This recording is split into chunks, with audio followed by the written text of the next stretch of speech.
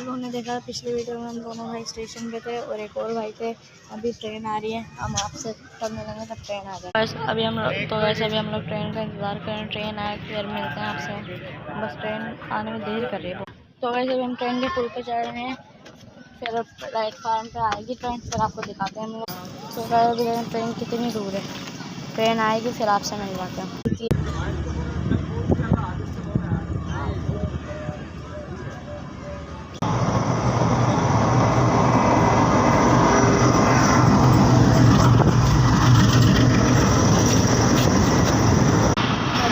बच्चे हमारी ट्रेन जा रही है, आपको देखा होगा अभी आपने वीडियो में।